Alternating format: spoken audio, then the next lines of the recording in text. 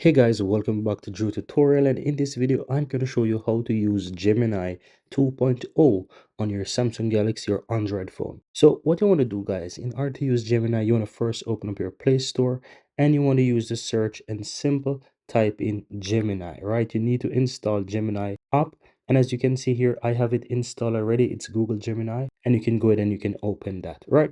Now once you're here in this beautiful app, if you're installing it for the first time, you will need to accept and continue and go through the process to set up any application, right? And it will assign your Gmail account to it, that the one that is assigned to the Google Play Store. So you'll have that automatically signed in for you. You'll be taken to this dashboard here, and you will be able to see that you're using the Gemini 1.5. If you look in the upper center of my screen, you can see it.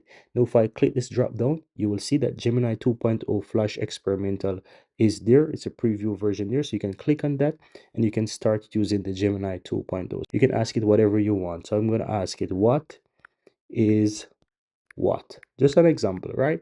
And you will see that it will start working and tell me what it is. So as you can see, Gemini 2.0 is working here and it's working perfectly fine. So guys, if you're looking for a way how to use the Gemini 2.0, this is the way how you do it on your Android or Samsung Galaxy phone.